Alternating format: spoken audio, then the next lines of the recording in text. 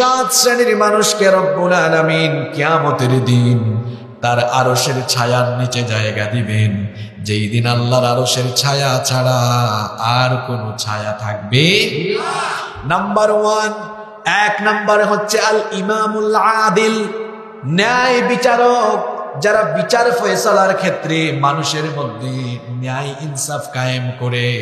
Number 2 নম্বর হলো ওয়াশাবুন নাশা ফি ইবাদাতিল্লাহ, ওই যুবক যে যুবক তার যৌবনকাল আল্লাহর ইবাদতে কাটায়। 3 নম্বর হলো ওয়ারাজুলানি তাহাব্বান ফিল্লাহি ইজতামা আলাইহি ওয়া তাফাররাকান আলাইহি, যারা পরস্পরকে ভালোবাসে আল্লাহর সন্তুষ্টির জন্য, আবার একজনকে ঘৃণাও করে, কাউকে ঘৃণা করে অপছন্দ করে সম্পর্ক ছিন্ন করে কার সন্তুষ্টির জন্য। নাম্বার 4 নম্বর হলো ওয়ারাজুলুন কলবুহু মুআল্লাকুন ফিল মাসাজিদ, ওই ব্যক্তি মসজিদের সাথে যার অন্তরের টান থাকে। নাম্বার 5 নম্বর হলো ওয়ারাজুলুন যাতু মানসাবি ওয়া জামাল, ওই যুবক যাকে কোনো সুন্দরী রূপসী মেয়ে কোনো বাজে কাজের আহ্বান জানায়, আর ওই যুবক তখন বলে ইন্নী আখাফুল্লাহ, আমি আল্লাহকে ভয় করি।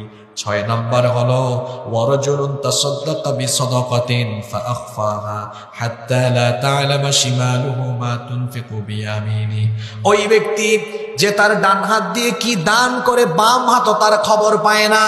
নাম্বার 7 এবং সর্বশেষ হলো ওয়ারাজুলুন যাকারাল্লাহু খালিয়ান ফাফাদাত আইনা, ওই লোক যে ব্যক্তি নীরবে নিভৃতে একাকী হয়ে গেলে হাতের মধ্যে ফোন নিয়ে আজে বাজে ভিডিও দেখে না, অশ্লীল নাটক, সিনেমা, পর্নোগ্রাফি দেখে না, নীরবে নিভৃতে যখন হয়ে যায় তখন আল্লাহকে স্মরণ করে আর আল্লাহর জাহান্নামের ভয়ে চোখের পানি ফেলে, এই 7 শ্রেণীর মানুষকে কিয়ামতের দিন দয়া করে আরশের ছায়ার নিচে যিনি জায়গা দিবেন তিনি কি? আপনারা এই 7 কাতারে থাকতে চান তো?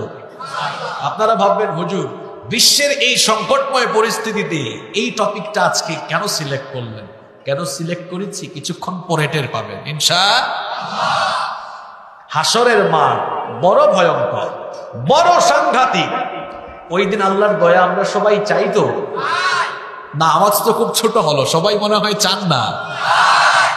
তাহলে আল্লাহর দয়া পেতে হলে, আরশের ছায়ায় জায়গা পেতে হলে এই 7 কাতারের ভিতরে থাকতে হবে, এর বাহিরে থাকলে নাজাতের কোনো উপায়।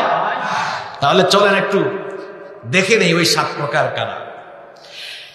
1 নাম্বার আল ইমামুল আদিল, ন্যায়পরায়ণ নেতা, ন্যায়পরায়ণ শাসক, যিনি মানুষের মধ্যে ন্যায় বিচার কায়েম করেন, কখনো মানুষের উপর অন্যায় করেন না, জুলুম করেন না, অবিচার করেন না। ন্যায় নীতি কায়েম করা, ন্যায়বান হওয়া, এটা হচ্ছে স্বয়ং আল্লাহর বৈশিষ্ট্য। আল্লাহ তাআলা কিয়ামতের মাঠে হয়ে যাবেন বিচারক। তিনি যখন বিচার করবেন সেই দিন কি আল্লাহ কারো উপরে জুলুম করবেন নাকি? এজন্য আল্লাহ কোরআনে বলেছেন ওয়ালা ইয়াযলিমু রাব্বুকা আহাদা, তোমার রব কারো উপরে জুলুম করবেন না, কারণ তিনি জুলুম পছন্দ করেন না। আল্লাহ তাআলা যেমন ন্যায়বান, তিনি যেমন ন্যায় বিচার করেন, সেভাবে আমরাও যেন ন্যায়ের পথে থাকি, ন্যায় বিচার কায়েম করি। এজন্য ন্যায় বিচার ইনসাফ কায়েম করার আদেশ কোরআনে কারিমে যিনি আমাদেরকে দিয়েছেন, সবাই জুড়ে বলেন তিনি কি?